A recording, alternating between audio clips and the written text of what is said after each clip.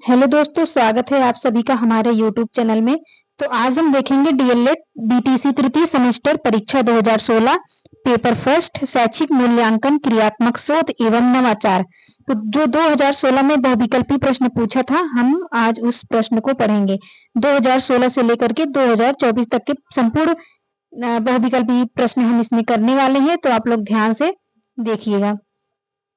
इसमें जो टाइम होता है वो 2 घंटे का होता है और इसमें जो पूर्णांक होता है वो 50 मार्क्स का होता है। 50 मार्क्स में से हमको 25 मार्क्स लेके आने होते हैं, जो कि हमारा पासिंग मार्क होता है। अगर उसके नीचे हम लेके आएंगे, जैसे कि 22, 23, 24 भी लेके आएंगे, तब हम लोग का बैक लग जाएगा। तो इसमें निर्देश दिया है कि आपको सभी प्रश्न अनिवार्य हैं। प्रत्येक प्रश्न के निर्धारित अंक प्रश्न के सम्मुख दिए गए हैं। दूसरा निर्देश इसका है कि इसमें इसका दूसरा निर्देश है, इस प्रश्न में 3 प्रकार के प्रश्न हैं। वस्तुनिष्ठ प्रश्नों में सही के विकल्प छांटकर अपनी अभ्यास पुस्तिका में लिखें। अति लघुत्तरी प्रश्नों के उत्तर जो हैं वो इसमें क्या रहेंगे, लगभग देखिए इसमें जो है लगभग 30 शब्दों में।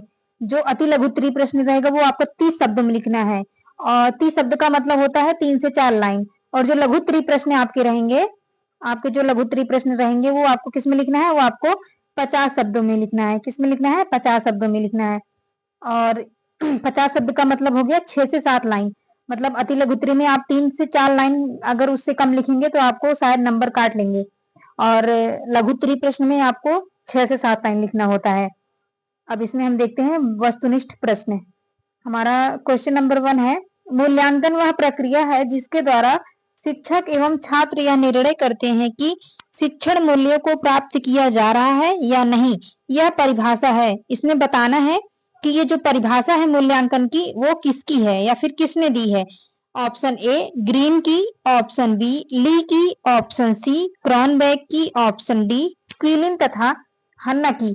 तो ये जो मूल्यांकन वह प्रक्रिया है जिसके द्वारा शिक्षण एवं छात्र यह निर्णय करते हैं कि शिक्षण मूल्यों को प्राप्त किया जा रहा है या नहीं, ये जो परिभाषा है वो है क्रॉनबेक की। किसकी है? वो है क्रॉनबेक की।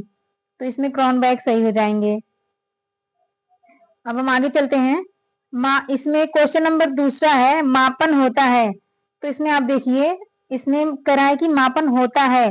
ऑप्शन ए गुणात्मक, ऑप्शन बी मात्रात्मक, ऑप्शन सी तुलनात्मक, ऑप्शन डी उपरोक्त सभी। तो आप सभी लोग बताइए, मापन होता है गुणात्मक होता है या फिर मात्रात्मक होता है या फिर तुलनात्मक होता है या फिर सभी सही है। तो इसमें जो मापन होता है वो मात्रात्मक होता है। जैसे कि हम अगर किसी व्यक्ति का हमें लंबाई या फिर भार मापना होगा, तो हम बस खाली उसका मात्रा मापेंगे कि वो 50 किलो का है, 60 किलो का है, 70 किलो का है ना। इसमें हम उसकी मात्रात्मक चीजें मापते हैं, और इसमें गुणात्मक तो आएगा नहीं, उसको गुणों को हम नहीं मापते हैं। मूल्यांकन में हम मापते हैं मात्रात्मक और गुणात्मक दोनों, लेकिन मापन में हम केवल मात्रात्मक चीजें ही मापते हैं, जैसे वजन हो गया, है ना, हाइट हो गया। और यहाँ पे हमारा है नेक्स्ट क्वेश्चन है हमारा, ये नेक्स्ट क्वेश्चन है हमारा थर्ड वाला। व्यक्तित्व के सभी पक्षों का मूल्यांकन किया जाता है। व्यक्तित्व के सभी पक्षों का मूल्यांकन किया जाता है। ऑप्शन ए सतत मूल्यांकन द्वारा, ऑप्शन बी दक्षता आधारित मूल्यांकन द्वारा, ऑप्शन सी व्यापक मूल्यांकन द्वारा, ऑप्शन डी इकाई मूल्यांकन द्वारा। तो व्यक्तित्व के सभी पक्षों का मापन व्यापक मूल्यांकन के द्वारा किया जाता है। किसके द्वारा किया जाता है? व्यापक मूल्यांकन। ऑप्शन सी हमारा सही हो जाएगा, व्यापक मूल्यांकन के द्वारा।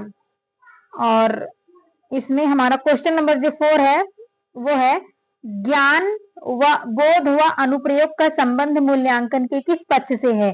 जो हमारा ज्ञान है, बोध है व अनुप्रयोग, इसका संबंध मूल्यांकन के किस पक्ष से है। तो सबसे पहली बात यह है, देखिए इसमें जो मूल्यांकन होता है क्वेश्चन नंबर 4 पे आप ध्यान दीजिए। मूल्यांकन हम कह रहे हैं मूल्यांकन के किस पक्ष से है ना, मूल्यांकन के किस पक्ष से है। तो जो हमारा मूल्यांकन होता है वो उसका 3 पक्ष होता है, ज्ञानात्मक पक्ष, भावात्मक पक्ष और क्रियात्मक पक्ष। तो वही वो पूछ रहा है कि हमारा जो ज्ञान मतलब नॉलेज, बोध मतलब हमारी समझ, अनुप्रयोग मतलब उस नॉलेज और समझ को हम कहाँ पे प्रयोग कर रहे हैं। तो ये हमारा ऑप्शन नंबर ए हो जाएगा, संज्ञानात्मक पक्ष।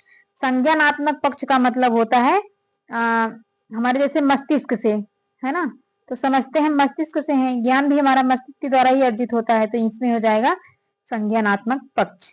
अब हम देखते हैं क्वेश्चन नंबर 5। क्वेश्चन नंबर 5 में क्या कहा है, ये रहा हमारा क्वेश्चन नंबर 5। इसमें दिया है सत्र के अंत में किया जाने वाला मूल्यांकन कहलाता है। ऐसा मूल्यांकन जो सत्र के अंत में किया जाए। सत्र के अंत में ऑप्शन ए दिया है सतत मूल्यांकन, ऑप्शन बी है इसमें दक्षता आधारित मूल्यांकन, ऑप्शन सी है वार्षिक मूल्यांकन, ऑप्शन डी है उपर्युक्त में से कोई नहीं। तो आप सब बताइए कि सत्र के अंत में किया जाने वाला मूल्यांकन क्या कहलाता है? वार्षिक मूल्यांकन। इसमें आंसर क्या हो जाएगा हमारा? इसमें हमारा आंसर हो जाएगा यहाँ पे वार्षिक मूल्यांकन। तो सत्र के अंत में किए जाने वाला जो मूल्यांकन होता है वो वार्षिक मूल्यांकन होता है, क्योंकि वर्ष के अंत में या फिर सत्र के अंत में बात एक ही है ना। और इसमें क्वेश्चन नंबर 6 पे चलते हैं। प्रायोगिक मूल्यांकन होता है, इसमें कहा है प्रायोगिक मूल्यांकन होता है। तो इसमें जो प्रायोगिक मूल्यांकन होता है वो क्या होता है? ऑप्शन ए विज्ञान, भूगोल तथा कृषि में, ऑप्शन बी हिंदी तथा संस्कृत में, ऑप्शन सी इतिहास तथा नागरिक शास्त्र में, ऑप्शन डी दर्शन शास्त्र में। आप लोग बताइए प्रायोगिक मूल्यांकन क्या होता है?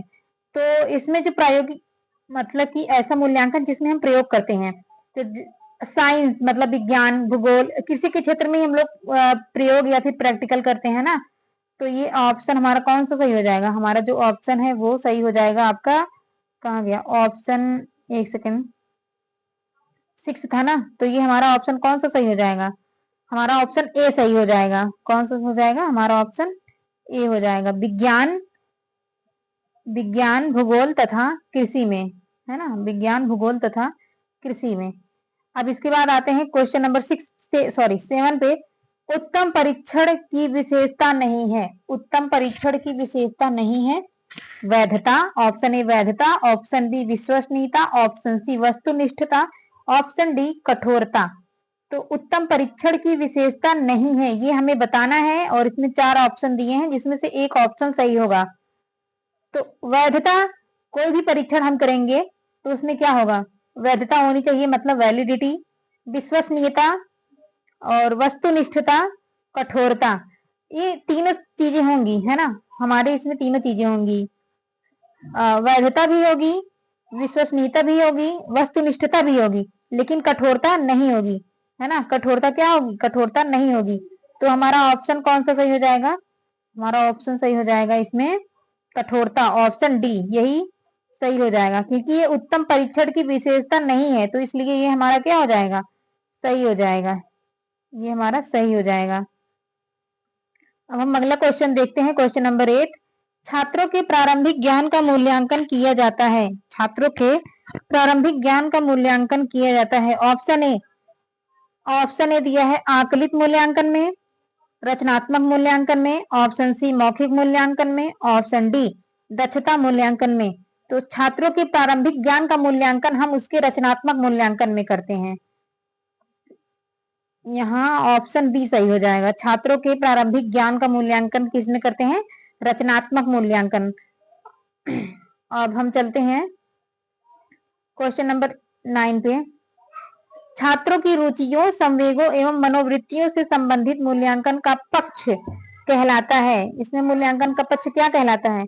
ऑप्शन ए संज्ञानात्मक पक्ष, ऑप्शन बी भावात्मक पक्ष, ऑप्शन सी कौशलात्मक पक्ष, ऑप्शन डी उपरोक्त में से कोई नहीं। तो छात्रों की जो रुचि होता है, इंटरेस्ट होता है, जो संवेग होते हैं उनके, संवेग मतलब होता है रुचि का मतलब होता है इंटरेस्ट, संवेग मतलब होता है इमोशन। तो ये जो है वो मूल्यांकन के किस पक्ष के अंतर्गत आता है? तो ये सब हमारे मूल्यांकन के भावात्मक पक्ष के अंतर्गत आता है। किसके अंतर्गत आता है? ये सब हमारे भावात्मक। ऑप्शन नंबर कौन सा सही हो जाएगा? ऑप्शन नंबर हमारा सही हो जाएगा बी। अब क्वेश्चन नंबर नेक्स्ट हम देखते हैं, क्वेश्चन नंबर 10 है, ब्लूप्रिंट का संबंध किससे है? ऑप्शन ए क्रियात्मक शोध से, ऑप्शन बी नवाचार से, ऑप्शन सी प्रश्न पत्र निर्माण से, ऑप्शन डी उपचारात्मक शिक्षण से। इसमें कह रहा है ब्लूप्रिंट का संबंध किससे है? तो ब्लूप्रिंट का जो संबंध होता है वो होता है प्रश्न पत्र निर्माण से। जो ब्लूप्रिंट होता है वो प्रश्न पत्र निर्माण का आधारशिला होता है। तो ये जो ब्लूप्रिंट होता है वो प्रश्न पत्र निर्माण का आधारशिला होता है, तो इसलिए प्रश्न पत्र निर्माण से ब्लूप्रिंट का संबंध है ना। तो हम चलते हैं क्वेश्चन नंबर 11 पे। इसमें क्या कह रहा है, छात्रों की त्रुटियों का ज्ञान होने पर उन्हें दूर करने के लिए किया जाने वाला शिक्षण कहलाता है। इसमें कह रहा है कि अगर छात्रों की त्रुटि का ज्ञान हमें हो जाए और उसको हम दूर करें या फिर वो दूर हो जाए, है ना, त्रुटियों का ज्ञान होने पर उन्हें हम क्या करें, मतलब दूर करने का कोशिश करें या फिर दूर कर दें, तो ऐसा शिक्षण क्या कहलाता है। ऑप्शन ए निदानात्मक शिक्षण, ऑप्शन बी नवाचारी शिक्षण, ऑप्शन सी उपचारात्मक शिक्षण, ऑप्शन डी कौशल आधारित शिक्षण। छात्रों की त्रुटियों का ज्ञान होने पर उन्हें दूर करने के लिए जो प्रयास किया जाता है ऐसा शिक्षण कहलाता है उपचारात्मक शिक्षण। ऑप्शन नंबर सी हमारा सही हो जाएगा। कौन सा? ऑप्शन नंबर सी सही हो जाएगा। अब आते हैं क्वेश्चन नंबर 12 पर। बचाव निदान का उच्चतम स्तर है, यह कथन है, ये कथन किसका है कि बचाव निदान का उच्चतम स्तर है। ऑप्शन ए टीपी नन का, ऑप्शन बी क्रॉनबैक का, ऑप्शन सी मर्रे का, ऑप्शन डी रॉस का। तो बचाव निदान का उच्चतम स्तर है, ये जो कथन है वो रॉस का है। किसका है? रॉस का है। क्वेश्चन नंबर 13 हम देखते हैं। शैक्षिक क्षेत्र में, क्वेश्चन नंबर 13 हम एक बार फिर से देखते हैं, एक सेकेंड, ये रहा। शैक्षिक क्षेत्र में क्रियात्मक अनुसंधान का प्रयोग किया था। शैक्षिक क्षेत्र में क्रियात्मक अनुसंधान या क्रियात्मक शोध का प्रयोग किसने किया था? तो इसको ऑप्शन ए है स्टीफन एम कोरे ने, ऑप्शन बी है स्किनर ने, ऑप्शन सी है रायबर्न ने, ऑप्शन डी है वुड्रो ने। तो शैक्षिक क्षेत्र में क्रियात्मक अनुसंधान का प्रयोग स्टीफन एम कोरे ने किया था। किसने किया था? ऑप्शन ए सही हो जाएगा, स्टीफन एम कोरे ने। नेक्स्ट क्वेश्चन पे चलते हैं, क्वेश्चन नंबर 14। कार्य क्षेत्र से संबंधित समस्या के कारणों को जानने व समाधान हेतु किया जाने वाला शोध कहलाता है। कार्य क्षेत्र से संबंधित समस्या, अगर देखिए ऐसी समस्या जो हमारे कार्य क्षेत्र से संबंधित हो, है ना, जो हम कर रहे हैं उससे संबंधित हो, तो ये क्या कहलाता है? कौन सा शोध कहलाता है? ऑप्शन ए मौलिक शोध, ऑप्शन बी क्रियात्मक शोध, ऑप्शन सी ऐतिहासिक शोध, ऑप्शन डी वैज्ञानिक शोध। तो कार्य क्षेत्र से संबंधित जो हमारे समस्या होते हैं या फिर कारण होते हैं उनका समाधान हेतु जो किए जाने वाला शोध होता है वो होता है हमारा ऑप्शन नंबर बी क्रियात्मक शोध। कौन सा हो जाएगा? क्रियात्मक शोध। अब हम चलते हैं नेक्स्ट क्वेश्चन पे, क्वेश्चन नंबर 15। शैक्षिक उद्देश्यों के अनुसार प्रश्नों के पक्ष होते हैं। शैक्षिक उद्देश्यों के अनुसार प्रश्नों के पक्ष कितने होते हैं? तो ये option A 1, option B 2, option C 5, option D 4। तो शैक्षिक उद्देश्यों के अनुसार प्रश्न के जो पक्ष होते हैं वो ऑप्शन नंबर डी हमारा सही हो जाएगा 4। और ये है हमारे बुक का ये ऑप्शन दिया है। और ये अति लघुत्तरी, देखिए जो बहुविकल्पी या फिर वस्तुनिष्ठ प्रश्न होता है वो 15 नंबर का आता है और 15 क्वेश्चन रहते हैं। जैसे देखिए हमारा जो पेपर फर्स्ट है शैक्षिक मूल्यांकन वो 50 मार्क्स का होता है, और जितने भी 50 मार्क्स वाले हमारे होते हैं सब्जेक्ट, उनमें 15 जो क्वेश्चन होता है वो 15 मार्क्स का होता है और 15 वो बहुविकल्पी होते हैं, और जो 20 होता है वो अति लघुत्तरी होते हैं, और जो 10 क्वेश्चन होता है वो हमारे लघुत्तरी प्रश्न होते हैं। तो अब इसमें अति लघुत्तरी प्रश्न दिया है, तो हम लोग केवल क्या कर रहे हैं 2016 से लेकर के 2024 तक का हम क्या कर रहे हैं PYQ previous year question paper कर रहे हैं, तो हम इसको छोड़ देंगे। अति लघुत्तरी हम नेक्स्ट वीडियो में बताएंगे, तो है ना। अब हम चलते हैं 2016 का हमने 15 क्वेश्चन बहुविकल्पी जो था उसको हमने कंप्लीट कर लिया। अब हम चलते हैं 2016 के बाद 2017 पे, है ना, 2017 के बहुविकल्पी प्रश्न पर। तो इसमें हम देखते हैं, एक सेकेंड, इसमें हम देखते हैं डीएलएड या फिर बीटीसी तृतीय सेमेस्टर परीक्षा 2017। कौन सा? 2017 का। अब यहाँ पे हम लोग देखते हैं, इसमें भी वही है कि ये सब दिया रहता है। हम लोग डायरेक्ट क्वेश्चन पे आते हैं, वस्तुनिष्ठ प्रश्न। क्वेश्चन नंबर फर्स्ट है हमारा क्या, इसमें दिया है बालक एक ऐसी पुस्तक है जिसका अध्ययन आद्योपांत शिक्षक कक्ष में करता है। बालक एक ऐसी पुस्तक है जिसका अध्ययन आद्योपांत शिक्षक कक्ष में करता है, यह कथन किसका है? ये पूछ रहा है कि जो कथन है ये कथन किसका है। तो ये ऑप्शन ए है प्लेटो, ऑप्शन बी अरस्तु, option C Rousseau, option D Hume. तो ये जो कथन है वो हमारा हो जाएगा ऑप्शन नंबर सी, ये हो जाएगा रूसो, है ना। कौन हो जाएंगे? रूसो हो जाएंगे। इस कथन के जो ये कथन इन्होंने कहा है वो किसने कहा है? रूसो ने कहा है। तो ऐसे ही हमें ऐसे दे देता है कि मतलब जो कोई कथन कहे रहता है तो उसका कथन लिख के दे देता है, फिर 4 ऑप्शन दे देता है। उसके बाद हमें बताना रहता है कि ये कथन किसने कहा है। अब हम नेक्स्ट क्वेश्चन पे चलते हैं। क्वेश्चन नंबर हमारा है 2 या फिर सेकंड। इसमें कहा है व्यापक मूल्यांकन द्वारा मूल्यांकन किया जाता है। व्यापक मूल्यांकन द्वारा मूल्यांकन किया जाता है। ऑप्शन ए व्यक्तित्व के सभी पक्षों का, ऑप्शन बी नैतिक मूल्यों का, ऑप्शन सी शांति शिक्षा का, ऑप्शन डी केवल संप्राप्ति का। तो व्यापक मूल्यांकन द्वारा मूल्यांकन किया जाता है, इसमें सही हो जाएगा ऑप्शन नंबर आपका, इसमें सही हो जाएगा आपका ऑप्शन नंबर ए, है ना। कौन सा सही हो जाएगा? Option number A. व्यक्तित्व के सभी पक्षों का मूल्यांकन व्यापक मूल्यांकन के अंतर्गत आता है ना। व्यापक मूल्यांकन में आपके व्यक्तित्व के सभी पक्षों का मूल्यांकन हो जाएगा, चाहे वो शारीरिक मूल्यांकन हो, चाहे वो आपका मानसिक मूल्यांकन हो, चाहे वो आपका संज्ञानात्मक मूल्यांकन हो। तो ये सब व्यापक मूल्यांकन के द्वारा आ जाएंगे, है ना। अब हम बढ़ते हैं अगले क्वेश्चन पे। क्वेश्चन नंबर 3 है मूल्यांकन का संज्ञानात्मक पक्ष संबंधित है। मूल्यांकन का संज्ञानात्मक पक्ष किससे संबंधित है? तो हमने बताया था मूल्यांकन के 3 पक्ष हैं, संज्ञानात्मक पक्ष, भावात्मक पक्ष और क्रियात्मक पक्ष। तो जो संज्ञानात्मक पक्ष होता है उसका जो संबंध होता है ज्ञान से होता है। किससे होता है ना, ज्ञान से होता है। और फिर किससे होता है? ज्ञान से भी होता है, बोध से होता है, अनुप्रयोग से होता है, और इसमें दिया है उपर्युक्त सभी। तो आप लोग बताइए इसमें आंसर कौन सा सही हो जाएगा? तो इसमें आंसर जो होगा वो हो जाएगा उपर्युक्त सभी। आंसर इसमें हमारा हो जाएगा उपर्युक्त सभी, है ना। अब हम आगे बढ़ते हैं। क्वेश्चन नंबर हम देखते हैं 4। सतत मूल्यांकन कहलाता है। क्वेश्चन नंबर 4 में पूछा है कि सतत मूल्यांकन कहलाता है। ऑप्शन ए सत्र के अंत में किए जाने वाला मूल्यांकन, ऑप्शन बी सत्र के मध्य में किए जाने वाला मूल्यांकन, ऑप्शन सी नित्य प्रति किया जाने वाला मूल्यांकन, ऑप्शन डी उपर्युक्त सभी। तो जो हमारा सतत मूल्यांकन होता है वो कहलाता है क्या?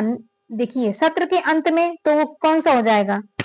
वार्षिक मूल्यांकन हो जाएगा, है ना। ये तो होगा नहीं। सत्र के मध्य में, तो इस सतत मूल्यांकन का मतलब पहले आप समझिए। सतत मूल्यांकन का मतलब होता है कंटिन्यूअस इवैल्यूएशन, ऐसा मूल्यांकन जो लगातार चले। तो नित्य प्रति किए जाने वाला जो मूल्यांकन होगा वो सही हो जाएगा हमारा।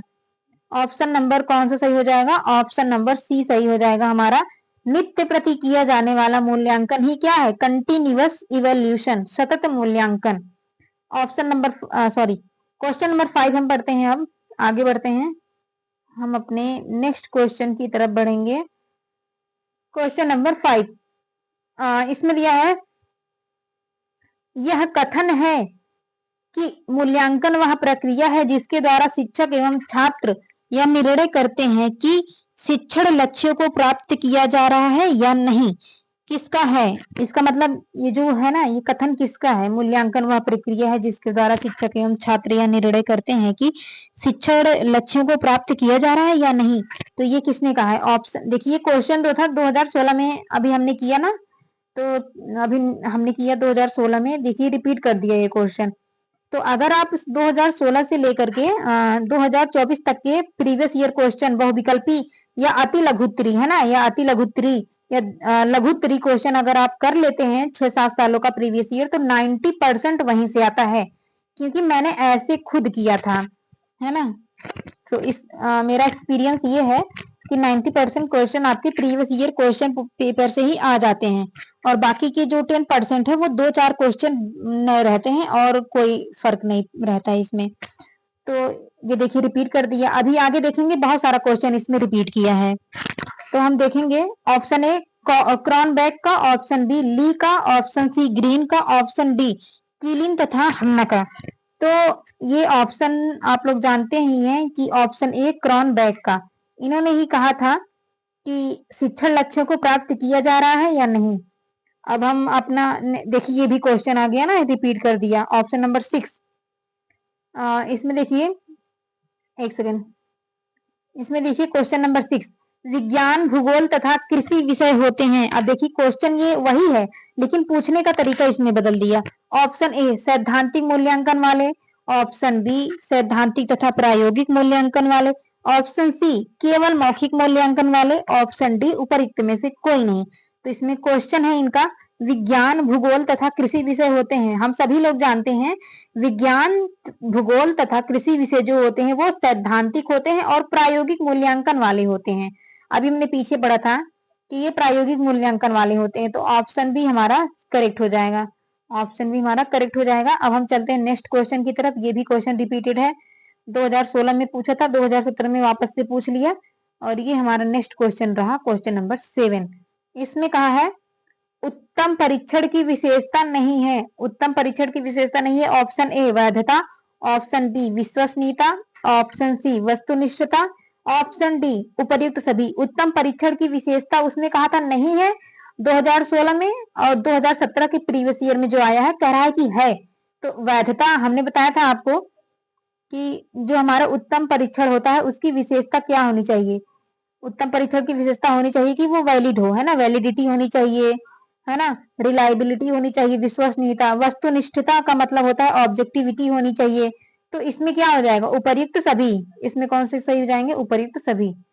क्वेश्चन नंबर 8 देखते हैं हम, 8, रचनात्मक मूल्यांकन में किया जाता है। रचनात्मक मूल्यांकन में क्या किया जाता है, हमने ये भी देखी, क्वेश्चन रिपीटेड क्वेश्चन है। बच्चों के प्रारंभिक ज्ञान का मूल्यांकन, ऑप्शन बी बच्चों के अंतिम ज्ञान का मूल्यांकन, ऑप्शन नंबर सी बच्चों के मध्यांतर ज्ञान का मूल्यांकन, ऑप्शन डी बच्चों के समग्र ज्ञान का मूल्यांकन। तो हम सभी लोग जानते हैं रचनात्मक मूल्यांकन में बच्चों के प्रारंभिक ज्ञान का मूल्यांकन किया जाता है। बच्चों के प्रारंभिक ज्ञान का मूल्यांकन किया जाता है, अभी हमने पढ़ा था पीछे। हम चलते हैं अपने नेक्स्ट क्वेश्चन पे। क्वेश्चन नंबर 9 है हमारा। इसमें पूछा है कि भावात्मक पक्ष कहलाता है। हमने बताया था कि मूल्यांकन के 3 पक्ष होते हैं, संज्ञानात्मक, भावात्मक और क्रियात्मक पक्ष। तो इसमें दिया है कि भावात्मक पक्ष क्या होता है या फिर क्या कहलाता है। ऑप्शन ए बच्चों की रुचियों से संबंधित मूल्यांकन का पक्ष, यानी कि बच्चों के इंटरेस्ट से रिलेटेड इवैल्यूएशन का पक्ष। ऑप्शन बी बच्चों के संवेगों से संबंधित मूल्यांकन का पक्ष, यानी कि बच्चों के जो इमोशन है उससे संबंधित। ऑप्शन सी बच्चों की मनोवृत्तियों से संबंधित। मनोवृत्तियों का मतलब होता है जैसे जो हमारे जो मन से जो हमारे मतलब मन वाले जो होते हैं, है ना, हमारी जो मन वाली थॉट प्रोसेस होती है उससे संबंधित मूल्यांकन का पक्ष है। और ऑप्शन डी उपर्युक्त सभी। तो इसमें है, इसमें क्या है, एक सेकंड वेट,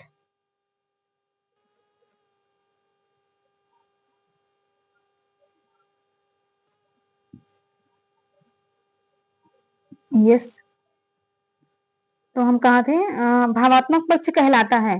तो ये जो भावात्मक पक्ष होता है इसमें क्या क्या आता है, इसमें बच्चों का इंटरेस्ट आता है, बच्चों के इमोशंस आते हैं, बच्चों के एटीट्यूड्स आते हैं, है ना, ये सब हमारे भावात्मक पक्ष होते हैं। तो इसमें भावात्मक पक्ष कहलाता है, क्या हो जाएगा, ऑप्शन नंबर हमारा डी करेक्ट हो जाएगा। कौन सा करेक्ट हो जाएगा, option number D.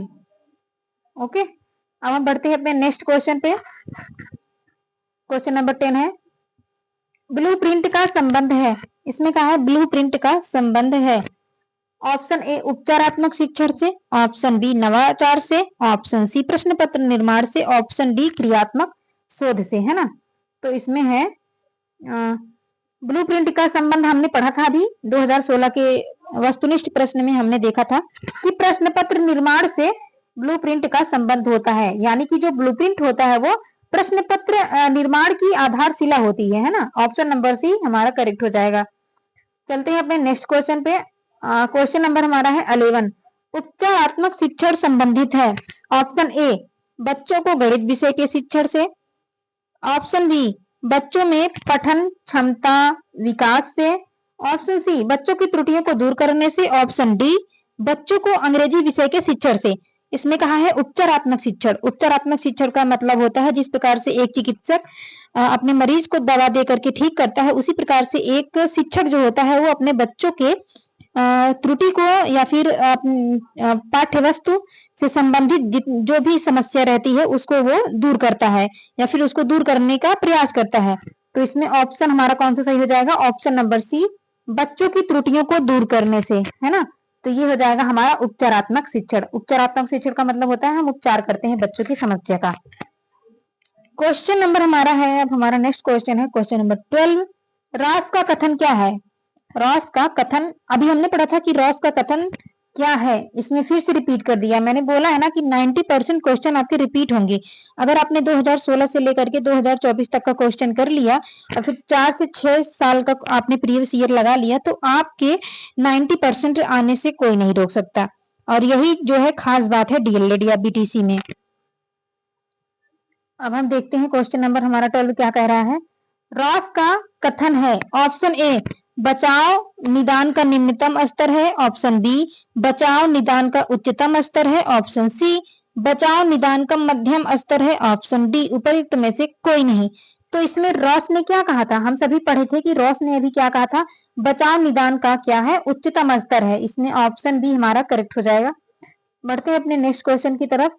Question number हमारा है क्या सा 13। क्वेश्चन नंबर 13 है स्टीफन, एक सेकेंड, इसमें इन्होंने कहा है क्वेश्चन नंबर 13 में स्टीफन एम कोरे ने शैक्षिक क्षेत्र में किस प्रकार के अनुसंधान का प्रयोग किया था? स्टीफन एम कोरे ने शैक्षिक क्षेत्र में किस प्रकार के अनुसंधान का प्रयोग किया था? ये देखिए ये भी रिपीटेड क्वेश्चन है। ऑप्शन ए क्रियात्मक शोध, ऑप्शन बी मौलिक शोध, ऑप्शन सी ऐतिहासिक शोध, ऑप्शन डी वैज्ञानिक शोध। तो इसमें क्या हो जाएगा? ऑप्शन ए क्रियात्मक शोध। कौन सा हो जाएगा? ऑप्शन ए क्रियात्मक शोध। स्टीफन एम कोरे ने शैक्षिक क्षेत्र में क्रियात्मक शोध का या फिर क्रियात्मक अनुसंधान का प्रयोग किया था। अब हम चलते हैं अपने नेक्स्ट क्वेश्चन की तरफ। क्वेश्चन नंबर हमारा है 14। हमारा क्वेश्चन है 14। तो हम कौन से क्वेश्चन पे हैं? 14 पे हैं। इसमें कह रहा है कि एक सेकेंड, क्रियात्मक शोध करने का अधिकार है। पूछ रहा है कि क्रियात्मक शोध करने का अधिकार है। ऑप्शन ए केवल शिक्षकों को, ऑप्शन बी शिक्षकों व प्रधान अध्यापकों को, ऑप्शन सी शिक्षकों प्रधानाध्यापकों व छात्रों को, ऑप्शन डी शिक्षकों प्रधानाध्यापकों छात्रों तथा ए बी एस ए सभी को। तो जो क्रियात्मक शोध करने का जो अधिकार है, ऐसा नहीं कि केवल शिक्षक ही करेंगे या फिर ऐसा नहीं कि केवल विद्यार्थी ही करेगा, सभी लोग कर सकते हैं, चाहे वो विद्यार्थी हो, चाहे वो शिक्षक हो, चाहे वो आपके प्रधानाचार्य हो, है ना। तो सभी लोगों को क्रियात्मक शोध करने का या क्रियात्मक अनुसंधान, क्रियात्मक खोज करने का अधिकार है। ऑप्शन डी हमारा करेक्ट आंसर हो जाएगा। बढ़ते हैं अपने लास्ट क्वेश्चन की तरफ। इसमें 2017 का 15 क्वेश्चन है, 15वां। क्रियात्मक शोध में शोधकर्ता होता है। क्रियात्मक शोध में या फिर क्रियात्मक अनुसंधान में शोधकर्ता कौन होता है?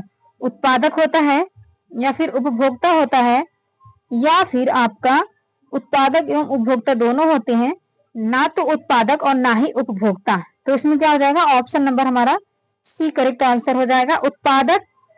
उत्पादक एवं उपभोक्ता दोनों होते हैं क्रियात्मक शोध में शोधकर्ता। ठीक है, अब ये हमारा 2017 का क्वेश्चन जो है वो खत्म हो चुका है। अब हम बढ़ते हैं अपने नेक्स्ट ईयर के क्वेश्चन लेकर के, जो है 2018 का वस्तुनिष्ठ प्रश्न। 16 का हमने कर लिया, 17 का कर लिया, अब हम करने वाले हैं 2018 का। अब हम चलते हैं अपने डायरेक्ट अपने क्वेश्चन पे चलते हैं बिना देरी किए हुए, क्योंकि टाइम बहुत कम है और पढ़ना बहुत ज्यादा है। तो इसमें वस्तुनिष्ठ प्रश्न में क्वेश्चन नंबर 1 है हमारा। देखिए फिर से आ गया वही रिपीट, मैंने बोला ना रिपीट करेगा। अभी आप देखते रहिए 2024 तक का देखते रहिए अभी आप। इसमें है क्वेश्चन नंबर 1, क्रियात्मक शोध की प्रवर्तक हैं S S Stevens. Option A S S Stevens, option B Stephen M Corey, option C G C Helmstadter, option D Bradfield. तो इसमें क्रियात्मक शोध के प्रवर्तक कौन है?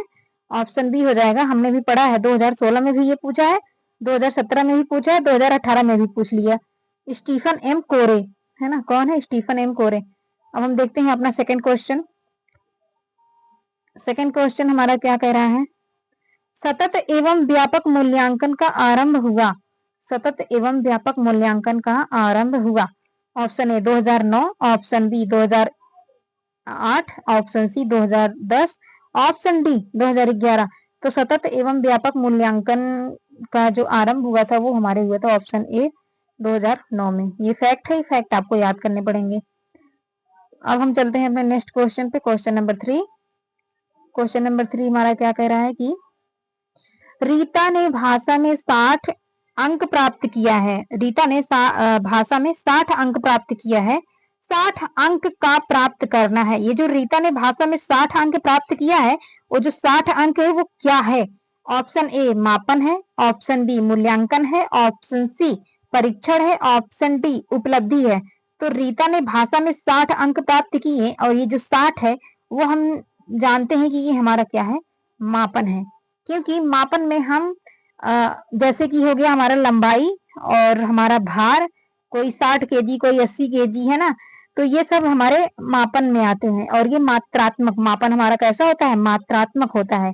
तो इसलिए ये क्या हो जाएगा, ये मापन हो जाएगा। अब हम चलते हैं अपने नेक्स्ट क्वेश्चन की तरफ, क्वेश्चन नंबर 4। इसमें क्वेश्चन नंबर 4 क्या कहा है, ब्लूम टेक्सोनॉमी विकसित हुई थी। इसने पूछा है ब्लूम टेक्सोनॉमी किस सन में विकसित हुई थी। तो इसमें ऑप्शन ए हो जाएगा 1957, ऑप्शन बी हो जाएगा 1958, ऑप्शन सी 1956, ऑप्शन डी 1955। तो ब्लूम टेक्सोनॉमी विकसित हुई थी ये 1956, 1956 में ब्लूम टेक्सोनॉमी विकसित हुई थी। ऑप्शन नंबर सी हमारा करेक्ट आंसर हो जाएगा। अब हम चलते हैं अपने नेक्स्ट क्वेश्चन की तरफ, question number 5। Professor स्टीफ M Corey की पुस्तक है। तो प्रोफेसर स्टीफन एम कोरे की जो पुस्तक है वो कौन सी है? Option A origin of species, है ना, origin of species. Option B हमारा है essential of educational measurement. Option C हमारा है इम्प्रूव एजुकेशन। ऑप्शन डी हमारा है to improve school practices, to improve school practices. तो प्रोफेसर स्टीफन एम कोरे की जो पुस्तक है वो हमारा क्या है, टू इम्प्रूव स्कूल प्रैक्टिसेस। क्या है, टू इम्प्रूव स्कूल प्रैक्टिसेस। ये स्टीफन एम कोरे की पुस्तक है ना। और हम चलते हैं अपने नेक्स्ट क्वेश्चन की तरफ, क्वेश्चन नंबर 6। निबंधात्मक परीक्षण के प्रश्न है। निबंधात्मक परीक्षण के प्रश्न है। ऑप्शन ए उदाहरणार्थ प्रश्न, ऑप्शन बी पुनः स्मरण प्रश्न, ऑप्शन सी प्रत्याभिज्ञान प्रश्न, ऑप्शन डी बहुवचन प्रकार वाले प्रश्न। तो इसमें पूछा है कि जो निबंधात्मक परीक्षण होता है उसमें जो प्रश्न पूछा जाता है वो कैसा प्रश्न रहता है, उसका प्रश्न का स्वरूप कैसा रहता है। तो इसमें ऑप्शन हमारा हो जाएगा उदाहरण प्रश्न। ऑप्शन हमारा सही हो जाएगा ऑप्शन ए उदाहरणार्थ प्रश्न, है ना। निबंधात्मक परीक्षण के प्रश्न ऐसे ही होते हैं। हम चलते हैं अपने नेक्स्ट क्वेश्चन की तरफ, क्वेश्चन नंबर हमारा आ जाएगा 7। वस्तुनिष्ठ परीक्षा की विशेषता नहीं है। वस्तुनिष्ठ परीक्षा का मतलब होता है ऑब्जेक्टिविटी या फिर ऑब्जेक्टिव टाइप वाले, जो हम अभी ये कर रहे हैं option A, option B, option C, option D, यही वस्तुनिष्ठ परीक्षा है ना, इसी को बोलते हैं। तो अब ये कह रहा है कि इसमें कह रहा है वस्तुनिष्ठ परीक्षा की विशेषता नहीं है। क्या नहीं है? पहली बात तो देखिए ऑप्शन ए समय की मितव्ययता, ऑप्शन बी फलांकन की सुगमता, ऑप्शन सी पाठ्यक्रम की व्यापकता, ऑप्शन डी रचना एवं प्रशासन की सुगमता। तो इसमें देखिए विशेषता नहीं है पूछा है, तो विशेषता है क्या, पहले आप ढूंढिए विशेषता है क्या। समय की मितव्ययता ये भी विशेषता है, फलांकन की सुगमता ये भी विशेषता है, वस्तुनिष्ठ परीक्षा की विशेषता, है ना। ऑप्शन सी पाठ्यक्रम की व्यापकता ये भी विशेषता है। तो विशेषता नहीं है रचना एवं प्रशासन की सुगमता, यही तो नहीं है रचना एवं प्रशासन की सुगमता। हम चलते हैं अपने क्वेश्चन नंबर 8 की तरफ। समस्या हमारी और हल भी हमारा। क्या है? समस्या हमारी और हल भी हमारा। तो ऑप्शन ए इसमें है मौलिक शोध का, ऑप्शन बी व्यवहारिक शोध का, ऑप्शन सी क्रियात्मक शोध का, ऑप्शन डी उपरोक्त सभी का। तो समस्या हमारी और हल भी हमारा ये है क्रियात्मक शोध। किसका है? ये है क्रियात्मक शोध का। है ना, कि समस्या भी हमारी होगी और हल भी हम ही करेंगे। तो ये हमारा क्रियात्मक अनुसंधान या क्रियात्मक शोध हो गया। हम चलते हैं अपने क्वेश्चन नंबर 9 की तरफ। इसमें क्या कहा है, शैक्षिक मूल्यांकन का अंग है, शैक्षिक मूल्यांकन का अंग है। ऑप्शन ए व्यवहारात्मक अनुभव, ऑप्शन बी प्रेरणात्मक अनुभव, ऑप्शन सी स्मृति अनुभव, ऑप्शन डी अधिगम अनुभव। शैक्षिक मूल्यांकन का अंग क्या है, अधिगम अनुभव। इसमें क्या हो जाएगा, ऑप्शन डी अधिगम अनुभव। हम चलते हैं अपने नेक्स्ट क्वेश्चन की तरफ। क्वेश्चन नंबर 10, परिकल्पना होती है। ऑप्शन ए समाधान का पूर्व अनुमान, ऑप्शन बी समाधान का बाद में अनुमान, ऑप्शन सी शोध के मध्य में अनुमान, ऑप्शन डी कोई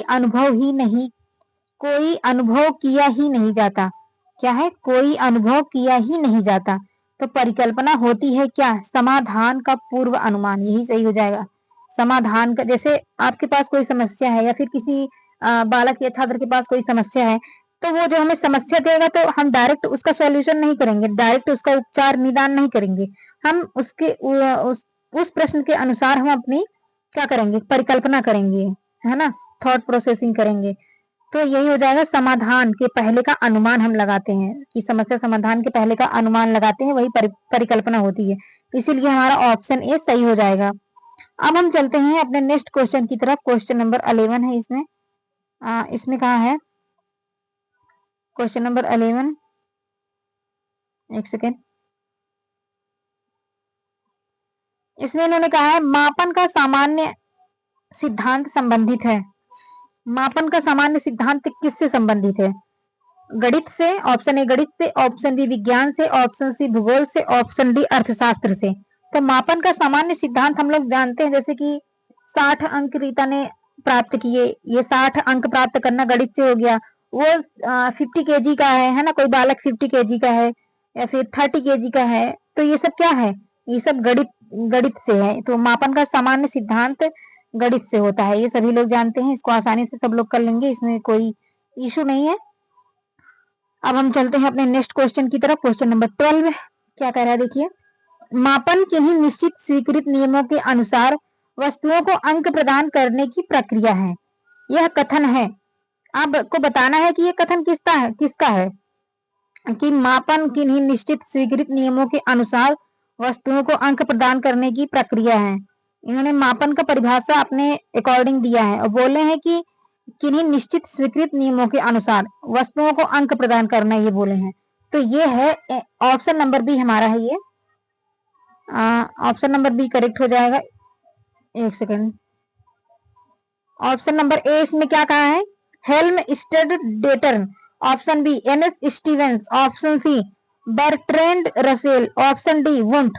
तो इसमें क्या हो जाएगा, ऑप्शन नंबर बी हमारा करेक्ट आंसर हो जाएगा, एसएस स्टीवेंस। किसने, एसएस स्टीवेंस। अब हम चलते हैं अपने नेक्स्ट क्वेश्चन की तरफ। क्वेश्चन नंबर 13, शैक्षिक मूल्यांकन के अंग हैं। शैक्षिक मूल्यांकन के अंग कौन से हैं, ऑप्शन ए बालक, ऑप्शन बी समाज, ऑप्शन सी विषय वस्तु, ऑप्शन डी उपर्युक्त सभी। शैक्षिक उद्देश्य के अंग की, यानी कि जो बालक होता है, सॉरी, जो मतलब शिक्षा का उद्देश्य जो होता है, वो देखिए बालक भी होता है, समाज भी होता है, विषय वस्तु भी होता है और सभी होता है। तो ये सभी हो जाएंगे, ठीक है, उपर्युक्त सभी। हम चलते हैं अपने नेक्स्ट क्वेश्चन की तरफ। क्वेश्चन नंबर हमारा 14, बालक की विभिन्न कौशल विकसित होने वाला क्षेत्र है। ऐसा क्षेत्र जिसमें बालक के अलग अलग प्रकार के स्किल डेवलप होते हैं, तो वो क्षेत्र कौन कौन से हैं, इनके कहने का मतलब यही है। तो इसमें ऑप्शन ए हो जाएगा ज्ञानात्मक क्षेत्र, ऑप्शन बी हो जाएगा भावात्मक क्षेत्र, ऑप्शन सी हो जाएगा क्रियात्मक क्षेत्र, ऑप्शन डी हो जाएगा उपर्युक्त सभी। तो अगर बालक विभिन्न कौशल सीखेगा या फिर उनमें विभिन्न कौशल विकसित होंगे, तो इसमें ये तीनों क्षेत्र रहेंगे, ज्ञानात्मक क्षेत्र भी रहेगा, भावात्मक क्षेत्र भी रहेगा और क्रियात्मक क्षेत्र भी रहेगा। तभी उसमें डिफरेंट इसमें स्किल डेवलप हो सकते हैं। तो हमारा ऑप्शन डी हो जाएगा उपर्युक्त सभी। हम चलते हैं अपने नेक्स्ट क्वेश्चन की तरफ। क्वेश्चन नंबर 15, बौद्धिक योग्यता में बोध का अंग नहीं है। बोध का मतलब होता है समझ, कॉम्प्रिहेंशन। बौद्धिक योग्यता में बोध का अंग नहीं है। अनुवाद, विवेचना, वाद विस्तार, अनुप्रयोग। तो इसमें ऑप्शन सी सही हो जाएगा, वाद विस्तार। ऑप्शन सी इसमें सही हो जाएगा, वाद विस्तार। बौद्धिक योग्यता में बोध का अंग नहीं है, बाकी सब है, अनुवाद भी है, विवेचना भी है ना, एप्लीकेशन मतलब अनुप्रयोग भी है, बस यही नहीं है, वाद विस्तार। अब हमारा 2018 का वस्तुनिष्ठ प्रश्न जो होते हैं 15 वो खत्म हो चुके हैं। अब हम चलते हैं अपने 2019 के क्वेश्चन पे। वो भी ये देखिए अति लघुत्तरी प्रश्न दिया है, तो जो अति लघुत्तरी प्रश्न है इसको हम करेंगे नेक्स्ट वीडियो में। उसके बाद हम करेंगे लघुत्तरी प्रश्न सभी, है ना। तो अब हम पहले वस्तुनिष्ठ प्रश्न को खत्म कर लेते हैं। तो देखिए हमारा आ गया 2019 तृतीय सेमेस्टर परीक्षा डीएलएड शैक्षिक मूल्यांकन क्रियात्मक शोध एवं नवाचार। तो वही सब है इसमें, समय 2 घंटा, पूर्णांक 50, ये सब आप जानते ही है ना। तो ये जो अब हमारा आ गया वस्तुनिष्ठ प्रश्न। ये जो वस्तुनिष्ठ प्रश्न होता है 15 क्वेश्चन होते हैं, 15 मार्क्स के होते हैं, है ना। हर एक क्वेश्चन पे हर एक मार्क्स होता है, देखिए दिया है आपका सामने ही। ये देखिए पहला क्वेश्चन, पहला मार्क्स, दूसरा क्वेश्चन, फिर इसके सामने इसका मार्क्स, तीसरा क्वेश्चन, फिर मार्क्स, फिर चौथा क्वेश्चन, फिर 1 मार्क्स, सब एक एक नंबर के होते हैं। अब हम चलते हैं अपने क्वेश्चन की तरफ। क्वेश्चन नंबर 1 है, मूल्यांकन प्रक्रिया के सोपान हैं। ऑप्शन ए शिक्षण उद्देश्य, ऑप्शन बी सीखने से उत्पन्न अनुभव, ऑप्शन सी व्यवहार परिवर्तन, ऑप्शन डी उपयुक्त सभी। तो मूल्यांकन प्रक्रिया के सोपान कौन से हैं? तो हमारा हो जाएगा option number B. Option number B हमारा सही हो जाएगा। सीखने से जो उत्पन्न अनुभव होता है वो मूल्यांकन प्रक्रिया का सोपान या चरण होता है। सोपान का मतलब चरण। अब हम चलते हैं अपने नेक्स्ट क्वेश्चन की तरफ। नेक्स्ट क्वेश्चन है हमारा क्वेश्चन नंबर 2। मूल्यांकन की शैक्षिक आवश्यकता किसको होती है? मूल्यांकन की शैक्षिक आवश्यकता किसको होती है? तो ऑप्शन ए छात्र, ऑप्शन बी शिक्षक, ऑप्शन सी अभिभावक, ऑप्शन डी सभी को। तो मूल्यांकन की शैक्षिक आवश्यकता होती है सभी को, है ना। छात्र को भी होती है आवश्यकता मूल्यांकन की, छात्र को भी होती है, शिक्षक को भी होती है, अभिभावक को भी होती है। इसका मतलब हमारा राइट आंसर हो जाएगा डी, सभी को। और हम चलते हैं अपने नेक्स्ट क्वेश्चन की तरफ। क्वेश्चन नंबर हमारा कौन सा था? क्वेश्चन नंबर हमारा 3 था, 3 था हमारा, है ना। तो हम थर्ड क्वेश्चन देखते हैं। एक सेकेंड, थर्ड क्वेश्चन हम देखते हैं अपना। सामान्य रूप से मूल्यांकन के कितने पक्ष होते हैं? इसमें दिया है सामान्य रूप से मूल्यांकन के कितने पक्ष होते हैं। Option A 5, option B 2, option C 6, option D 4। आपको बताना है कि मूल्यांकन के कितने पक्ष होते हैं। तो हमने बताया था मूल्यांकन के 3 पक्ष होते हैं, संज्ञानात्मक पक्ष, भावात्मक पक्ष, क्रियात्मक पक्ष, और लास्ट वाला कौन सा था? देखिए संज्ञानात्मक पक्ष, भावात्मक पक्ष और क्रियात्मक पक्ष हो गया ना 3। तो इसमें ऑप्शन में कहीं भी 3 नहीं दिख रहा है। तो अगर 3 नहीं दिखेगा तो हमें मजबूरी में ऑप्शन डी लगाना होगा। लेकिन अगर 3 और 4 दे दिया तो हमें 3 ही लगाना होगा। लेकिन इसमें ऑप्शन में 3 दिया नहीं है, तो हम ऑप्शन नंबर 4 के साथ जाएंगे, सॉरी ऑप्शन नंबर डी के साथ जाएंगे, है ना। क्वेश्चन नंबर हम अपना 4 देखते हैं। मूल्यांकन प्रक्रिया का केंद्र बिंदु होता है। हम इवेल्यूशन करते हैं तो किसका करते हैं? विद्यार्थी, ऑप्शन नंबर ए विद्यार्थी का करते हैं, ऑप्शन बी अध्यापक का करते हैं, ऑप्शन सी विद्यालय का करते हैं, ऑप्शन डी प्रधानाचार्य का। मूल्यांकन प्रक्रिया का जो केंद्र बिंदु होता है वो होता है, कौन होता है? ऑप्शन ए इसमें हो जाएगा विद्यार्थी, है ना। क्या हो जाएगा? विद्यार्थी का मूल्यांकन करते हैं ना, कि प्रधानाचार्य का करेंगे हम जाके। मूल्यांकन हम हमेशा विद्यार्थी का ही करेंगे, विद्यार्थी को केंद्र में रख के करेंगे। मूल्यांकन प्रक्रिया का जो केंद्र बिंदु होता है वो होता है हमारा बालक, विद्यार्थी। क्वेश्चन नंबर 5 हम देखेंगे अब। सतत मूल्यांकन से तात्पर्य, क्वेश्चन नंबर 5, सतत मूल्यांकन से तात्पर्य होता है। ऑप्शन ए सत्र में 2 बार परीक्षा लेना, ऑप्शन बी सत्र में 3 बार परीक्षा लेना, ऑप्शन सी सुविधानुसार परीक्षा लेना, ऑप्शन डी सत्र प्रारंभ से सत्रांत तक विद्यार्थी की योग्यता का आकलन करना। हमने बताया सतत मूल्यांकन जो होता है वो होता है कंटिन्यूअस इवोल्यूशन, की लगातार मूल्यांकन चले, है ना, नित्य प्रति रोज, उसी को हम बोलेंगे सतत मूल्यांकन, लगातार चलने वाला मूल्यांकन, कंटिन्यूअस। तो हमारा ऑब्वियसली हमारा जो ऑप्शन हो जाएगा वो डी सही हो जाएगा। इसमें क्या है? सत्र प्रारंभ से लेकर के सत्र के अंत तक विद्यार्थी की योग्यता का आकलन करना ही क्या है, सतत मूल्यांकन है। तो हमारा ऑप्शन नंबर डी सही हो जाएगा। अब हम चलते हैं क्वेश्चन नंबर 6 की तरफ। शैक्षिक शोध को सामान्यतः कितने वर्गों में बांटा जाता है? शैक्षिक शोध को सामान्यतः कितने वर्गों में बांटा जाता है? तो शैक्षिक शोध को सामान्यतः 3 वर्गों में बांटा जाता है ना। सॉरी, क्वेश्चन नंबर 7 है हमारा, इसमें देखते हैं क्वेश्चन नंबर 7। क्वेश्चन नंबर 7 हम पढ़ते हैं एक बार।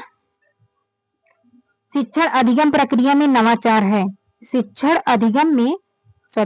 अधिगम प्रक्रिया में नवाचार है। ऑप्शन ए अभिक्रमित अनुदेशन, ऑप्शन बी टोली शिक्षण, ऑप्शन सी खुली कक्षा कक्ष, ऑप्शन डी उपयुक्त सभी। तो हमारे ये ऑप्शन सही हो जाएगा, ऑप्शन नंबर डी उपयुक्त सभी। अभिक्रमित अनुदेशन भी होता है नवाचार में, शिक्षण अधिगम के नवाचार में। टोली के द्वारा शिक्षण कराया जाना ये भी शिक्षण में नवाचार है। खुली कक्षा कक्ष में शिक्षण देना ये भी अधिगम प्रक्रिया में नवाचार है। तो इसका मतलब ये सभी हो जाएंगे, ऑप्शन नंबर डी उपयुक्त सभी। अब हम बढ़ते हैं अपने अगले क्वेश्चन की तरफ। क्वेश्चन नंबर हमारा 7 आ जाएगा, सॉरी क्वेश्चन नंबर हमारा 8 हो जाएगा, 7 नहीं, 7 तो हम लोगों ने कर लिया, 8। निम्न में से कौन सा ब्लूम के ज्ञानात्मक क्षेत्र के अंतर्गत नहीं आता? इन्होंने कहा है कि ब्लूम के ज्ञानात्मक क्षेत्र के अंतर्गत नहीं आता। तो ब्लूम ने देखिए 3 दिए थे, जो क्षेत्र था कौन कौन सा, 3 पक्ष दिए थे ना ब्लूम ने, संज्ञानात्मक, भावात्मक और क्रियात्मक, ये ब्लूम ने ही दिया था। तो इन्होंने कहा है कि ज्ञानात्मक क्षेत्र के अंतर्गत नहीं आता है। ऑप्शन ए विश्लेषण, ऑप्शन बी संश्लेषण, ऑप्शन सी मूल्यांकन और ऑप्शन डी हो जाएगा आपका मूल्य आंकना। तो यही हो जाएगा ऑप्शन डी मूल्य आंकना, ये ज्ञानात्मक क्षेत्र के अंतर्गत नहीं आता। बाकी आपका विश्लेषण हो गया, संश्लेषण हो गया, इवेल्यूशन हो गया, मूल्यांकन मतलब इवेल्यूशन, तो ये सभी क्या हो जाएंगे, ज्ञानात्मक क्षेत्र के अंतर्गत आएंगे। लेकिन मूल्य आंकना ये ज्ञानात्मक क्षेत्र के अंतर्गत नहीं आएगा। अब हम चलते हैं अपने नेक्स्ट क्वेश्चन की तरफ। क्वेश्चन नंबर 9 ब्लू प्रिंट है। ऑप्शन ए प्रश्न पत्र की, देखिए रिपीटेड क्वेश्चन है, आप लोग को याद आ गया होगा, 2016 में भी पूछा, 17 में भी पूछा, 18 में भी पूछा, हम लोग 18 का ही कर रहे हैं ना, या फिर 19 का, इसमें भी देखिए पूछ लिया। ऑप्शन ए प्रश्न पत्र की आधारशिला। ब्लूप्रिंट क्या है, प्रश्न पत्र की आधारशिला, हम लोग जानते हैं, है ना। तो इसमें हम डायरेक्ट क्लिक करेंगे, ऑप्शन ए प्रश्न पत्र की आधारशिला है। हमने बोला था जो ब्लूप्रिंट है उससे प्रश्न पत्र का निर्माण होता है, या प्रश्न पत्र की आधारशिला ब्लूप्रिंट होती है ना। अब हम चलते हैं अपने नेक्स्ट क्वेश्चन पे। हमारा जो क्वेश्चन है वो है क्वेश्चन नंबर 10। क्रियात्मक शोध का मूल आधार क्या होता है? अभी देखिए ये भी रिपीटेड है। ऑप्शन ए समस्या का तुरंत हल, ऑप्शन बी समस्या भी हमारा हल भी हमारा, ऑप्शन सी सिद्धांत का निर्माण करना, ऑप्शन डी बड़ी से बड़ी समस्या का हल। तो क्रियात्मक शोध का मूल आधार हमने अभी किया है, हमने अभी बताया था, 2-3 बार ये रिपीट हो गया, समस्या भी हमारा और हल भी हमारा। तो ऑप्शन नंबर बी हमारा राइट आंसर हो जाएगा। अब हम चलते हैं अपने नेक्स्ट क्वेश्चन पे, क्वेश्चन नंबर 11 पे। क्वेश्चन नंबर 11 क्या कहा है, किसी समस्या का प्रस्तावित उत्तर कहलाता है। किसी समस्या का जो प्रस्तावित उत्तर का मतलब होता है ऐसा उत्तर, कोई समस्या रहेगा उसके पहले हम परिकल्पना करेंगे, उसके आधार पे हम उत्तर को निकालते हैं, कल्पना के आधार पर, परिकल्पना के आधार पर, तो वो कहलाता है। तो हम लोग सब लोग जानते हैं कि परिकल्पना क्या हो जाएगा, परिकल्पना या उपकल्पना। तो ऑप्शन हम बाकी के ऑप्शन पढ़ लेते हैं। ऑप्शन ए व्यतिकरण, ऑप्शन बी समीक्षा, ऑप्शन सी प्रत्ययण, सॉरी ऑप्शन सी क्या है, प्रत्ययण, ऑप्शन डी परिकल्पना या उपकल्पना, है ना। तो हमारा ऑप्शन डी सही हो जाएगा। अब हम चलते हैं अपने नेक्स्ट क्वेश्चन की तरफ। क्वेश्चन नंबर 12 है हमारा। क्वेश्चन नंबर हमारा 12 क्या कह रहा है, क्रियात्मक शोध का अंतिम चरण होता है। क्रियात्मक शोध का अंतिम चरण क्या होता है? ऑप्शन ए निष्कर्ष, ऑप्शन बी प्रदत्त विश्लेषण, ऑप्शन सी परिकल्पना निर्माण, ऑप्शन डी सांख्यिकीय विश्लेषण। तो हमारा निष्कर्ष होता है ना। क्रियात्मक शोध का अंतिम चरण हमारा क्या होता है, ये हो जाएगा निष्कर्ष। हम चलते हैं अपने क्वेश्चन नंबर 13 की तरफ। दिल्ली का लाल किला किसने बनवाया था? यह किस प्रकार का प्रश्न है? दिल्ली का लाल किला किसने बनवाया था, यह किस प्रकार का प्रश्न है?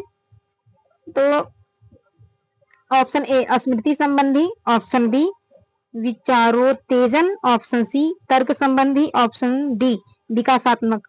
दिल्ली का लाल किला किसने बनवाया था? ये हमको याद करने वाला प्रश्न है। याद करने का मतलब होता है स्मृति संबंधी। तो हमारा जो ऑप्शन ए हो जाएगा वो राइट आंसर हो जाएगा, ऑप्शन ए। अब हम चलते हैं अपने नेक्स्ट क्वेश्चन की तरफ। क्वेश्चन नंबर हमारा 14 है। सामुदायिक सहभागिता में नवाचार है। सामुदायिक सहभागिता में नवाचार है। Option A NCC, option B scouting, option C red cross संस्था, ऑप्शन डी उपयुक्त सभी। इसमें कह रहा है सामुदायिक सहभागिता में नवाचार करना क्या है। एनसीसी भी है, हम लोग जानते हैं, स्काउटिंग भी है, रेड क्रॉस संस्था, ये सभी जो है क्या है, वो सभी हमारे, ये तीनों जो है हमारे सामुदायिक सहभागिता में नवाचार है। ऑप्शन डी हमारा आंसर हो जाएगा, राइट आंसर। देखते हैं हम लोग लास्ट क्वेश्चन इसमें, क्वेश्चन नंबर 15। निम्नलिखित में कौन वस्तुनिष्ठ, वस्तुनिष्ठ प्रकार का मतलब हम यही जो पढ़ रहे हैं, option A, option B, option C, option D, objective type, वस्तुनिष्ठ प्रकार का प्रश्न नहीं है। ऑप्शन ए बहुविकल्पी प्रश्न, ये भी है। ऑप्शन बी एकांतर पद मतलब एक पद, और ऑप्शन सी लघुत्तरी प्रश्न, ऑप्शन डी मिलान वाले पद। जो मिलान पद होते हैं वो भी वस्तुनिष्ठ प्रश्न ही होते हैं, है ना। तो इसमें क्या हो जाएगा, ऑप्शन हमारा सी सही हो जाएगा। यही नहीं है हमारा वस्तुनिष्ठ प्रकार का प्रश्न, ये नहीं है, बाकी सभी वस्तुनिष्ठ प्रकार के प्रश्न हैं। अब हम देखते हैं, ये देखिए अति लघुत्तरी हम बोल रहे हैं बार बार कि नेक्स्ट वीडियो में आपको अति लघुत्तरी करवाएंगे और उसके नेक्स्ट वीडियो में करवाएंगे लघुत्तरी 2016 से 2024 तक का। तो अब इसके बाद हम फिर से देखेंगे 2020 का वस्तुनिष्ठ प्रश्न देखेंगे। 2020 का हम लोग वस्तुनिष्ठ प्रश्न देखने जा रहे हैं। वही रहेगा, समय 2 घंटा, पूर्णांक 50, निर्देश वही रहेंगे। 30 शब्दों में अति लघुत्तरी और 50 शब्दों में लघुत्तरी। 30 शब्द का मतलब होता है 3 से 4 लाइन, 50 शब्द का मतलब होता है 5 से 6-7 लाइन। और इसमें सबसे बड़ी बात ये होती है ना, बीटीसी के पेपर में देखिए टाइम मैनेजमेंट बहुत जरूरी होता है। इसमें आपकी स्पीड होनी चाहिए। ये नहीं है कि आप ऑब्जेक्टिव टाइप का जो क्वेश्चन है 15 क्वेश्चन उस पर ही पूरा 2 घंटा लगा देंगे। ये 2 घंटे का पेपर होता है, इसका मतलब है कि 30 मिनट में आपके हो जाने चाहिए वस्तुनिष्ठ वाले, या फिर उससे भी कम में। हमने तो ज्यादा बता दिया। अब हम देखते हैं ये कौन सा था हमारा, 2020 है ना, हमारा है 2020 का वस्तुनिष्ठ प्रश्न। इसमें है क्वेश्चन नंबर 1 हमारा, आगरे का ताजमहल किसने बनवाया था, या किस प्रकार का प्रश्न है। तो इन्होंने जो है गलत लगाया है ना, इन्होंने गलत लगाया है। पहली बात तो ये पूरा प्रश्न है ही नहीं।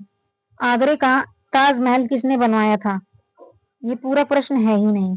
ये है स्मृति संबंधी प्रश्न। कौन सा है, स्मृति संबंधी है। अब ये सब तो हमें याद करने का चीज है ना, कि आगरे का ताजमहल किसने बनवाया था, दिल्ली का लाल किला किसने बनवाया था, ये सब याद करने वाली चीज है। तो स्मृति संबंधी पूरा प्रश्न ये है ही नहीं। अब हम देखते हैं, ये हमारा ऑप्शन नंबर ए सही हो जाएगा, स्मृति संबंधी। अब हम देखते हैं एक सेकंड, क्वेश्चन नंबर 2, ब्लूम के अनुसार कितने सोपान, सोपान का मतलब पक्ष या चरण की चर्चा की गई है। ब्लूम ने हमने बताया था तीन सोपान दिए थे, है ना। कौन कौन से, ज्ञानात्मक पक्ष दिए थे, भावात्मक पक्ष दिए थे और क्रियात्मक पक्ष दिए थे। तो इसमें क्या हो जाएगा, ऑप्शन नंबर ए 3 हो जाएगा। हम अब बढ़ते हैं अपने नेक्स्ट क्वेश्चन की तरफ। क्वेश्चन नंबर 3 है हमारा, क्वेश्चन नंबर 3 है हमारा, एक सेकंड,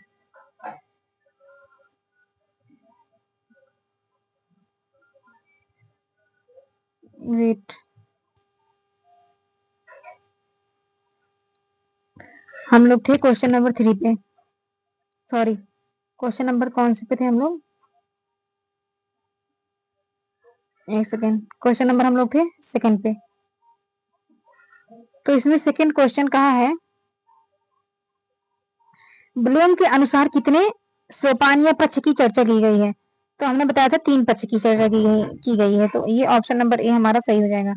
हम चलते हैं अपने नेक्स्ट क्वेश्चन की तरफ, क्वेश्चन नंबर 3।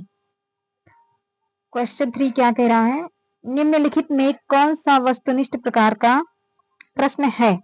नंबर ए निबंध लेखन, नंबर बी ऑप्शन बी दीर्घ उत्तरी प्रश्न, ऑप्शन सी बहुविकल्पी प्रश्न, ऑप्शन डी अति लघु उत्तरी प्रश्न। इसने पूछा है कि कौन सा वस्तुनिष्ठ प्रकार, हमने बार बार आपको बताया वस्तुनिष्ठ का मतलब होता है बहुविकल्पी या ऑब्जेक्टिव टाइप क्वेश्चन। तो ये बहुविकल्पी जो हो जाएगा ऑप्शन नंबर सी हमारा राइट आंसर हो जाएगा, बहुविकल्पी प्रश्न। अब हम चलते हैं अपने नेक्स्ट क्वेश्चन, क्वेश्चन नंबर 4 की तरफ। क्या कह रहा है, चर क्या है, इसमें चर क्या है, शैक्षिक सॉरी चर क्या है, ऑप्शन ए सतत, ऑप्शन बी असतत, ऑप्शन सी दोनों, ऑप्शन डी उपरोक्त में से कोई नहीं, उपरोक्त में से कोई नहीं। आप बताइए चर क्या है। देखिए चर दो प्रकार के होते हैं, सतत और असतत, तो इसमें जो ऑप्शन हो जाएगा वो ऑप्शन हो जाएगा हमारा सी दोनों। हम बढ़ते हैं अपने नेक्स्ट क्वेश्चन की तरफ, क्वेश्चन नंबर 5। शैक्षिक नवाचार का तात्पर्य है, ऑप्शन ए अधिगम प्रक्रिया में नवाचार, ऑप्शन बी शिक्षण विधि में नवाचार, ऑप्शन सी उपर्युक्त दोनों, ऑप्शन डी है उपरोक्त में से कोई नहीं। तो हम देखते हैं इसमें शैक्षिक नवाचार का तात्पर्य क्या है। देखिए अधिगम प्रक्रिया में भी नवाचार करना और शिक्षा विधि में नवाचार करना, दोनों में नवाचार करना ही क्या है हमारा शैक्षिक नवाचार है। तो इसीलिए हमारा ऑप्शन सी सही हो जाएगा, उपर्युक्त दोनों। हम बढ़ते हैं अपने क्वेश्चन नंबर 6 की तरफ।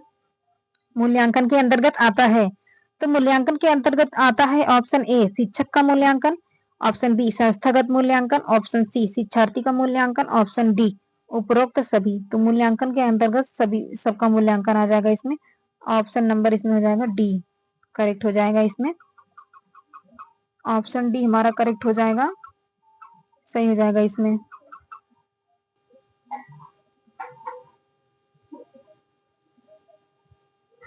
तो इसमें कौन सा ऑप्शन सही था हमारा, ऑप्शन नंबर कौन सा सही था इसमें, हम लोग कहाँ थे, क्वेश्चन नंबर 6 पे है ना। मूल्यांकन के अंतर्गत आता है, तो मूल्यांकन के अंतर्गत आता है सभी मूल्यांकन, हम सबका मूल्यांकन कर सकते हैं, हम कर सकते हैं शिक्षक का मूल्यांकन, संस्थागत मूल्यांकन और फिर शिक्षार्थी का भी मूल्यांकन, उपरोक्त सभी। तो इसमें ऑप्शन नंबर डी सही हो जाएगा, ऑप्शन डी सही हो जाएगा इसमें।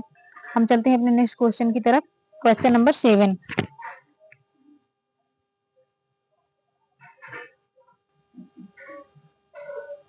क्वेश्चन नंबर 7 हमारा कह रहा है शोध के प्रकार हैं।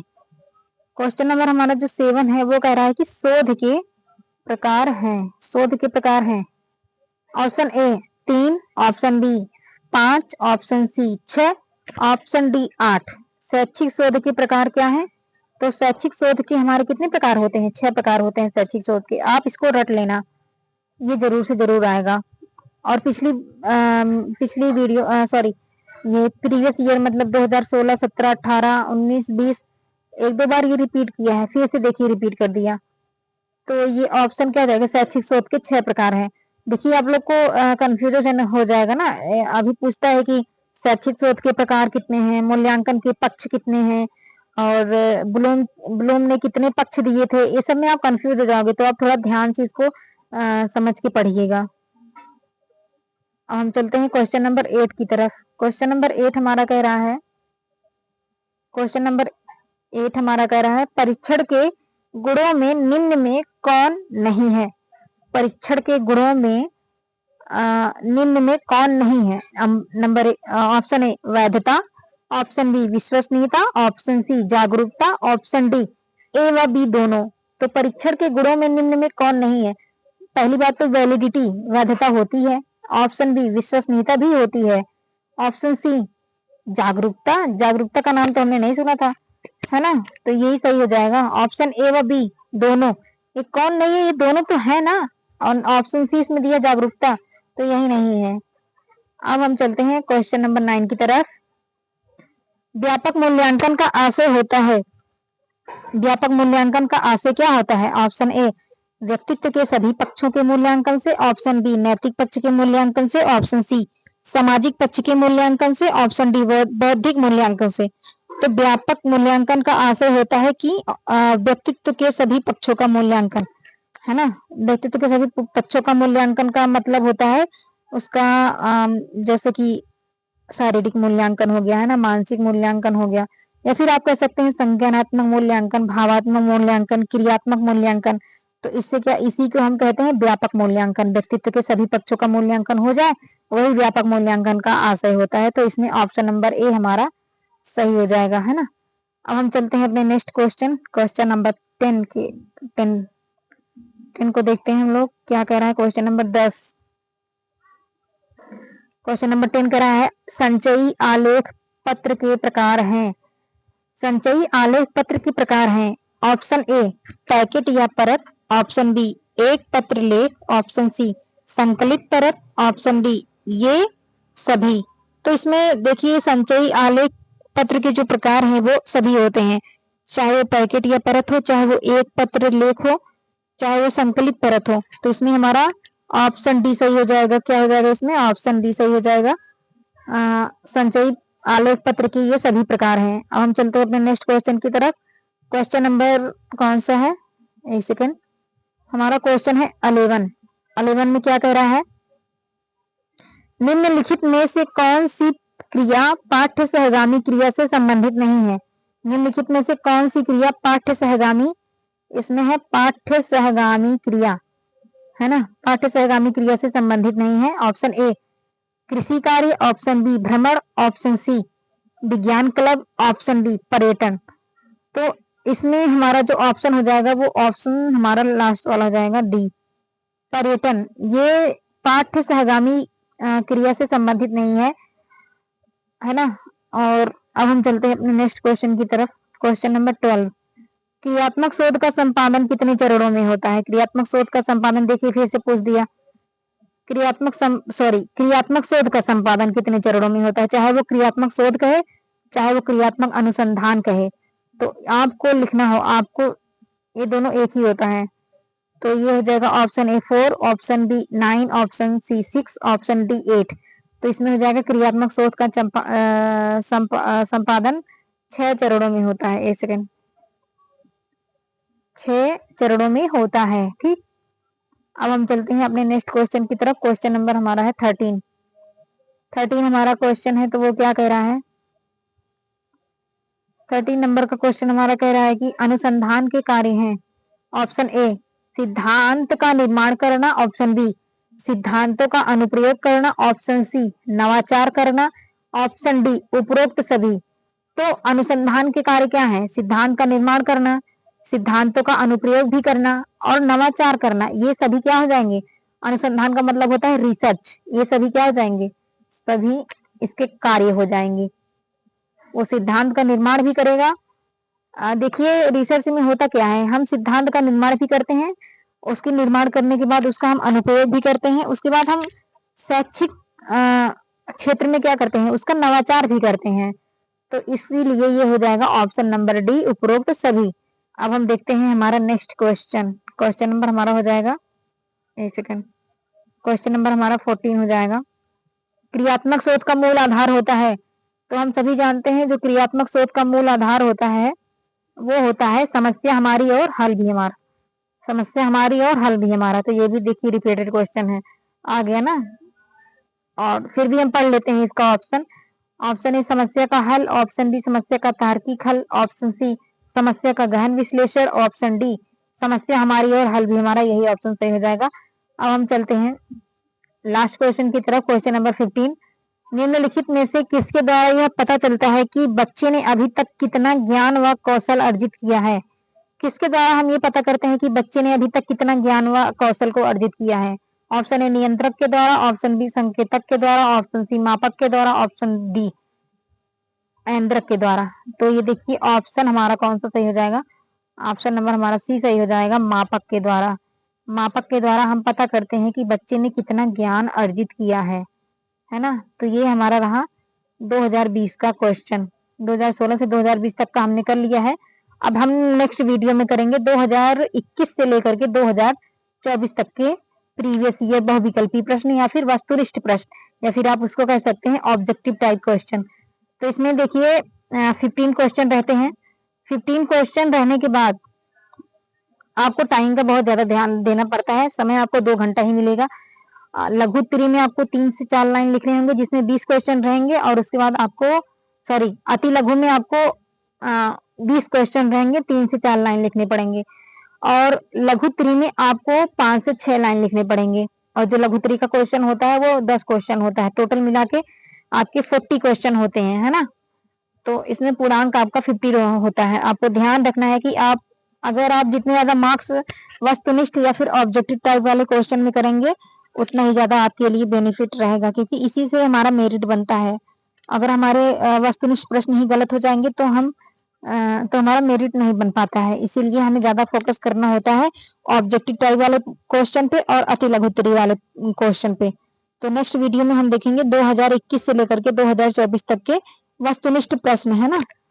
तो अगर आप इतना कर लेते हैं तो आपको गारंटी है कि मतलब 90% आपके इसी में से पूछता है। मैंने दिया है तो मैं जान रही हूँ, इसलिए मैं आपको बता भी पा रही हूँ। ठीक है, तो मिलते हैं नेक्स्ट वीडियो में। तब तक के लिए आप लोग अपना ध्यान रखिए।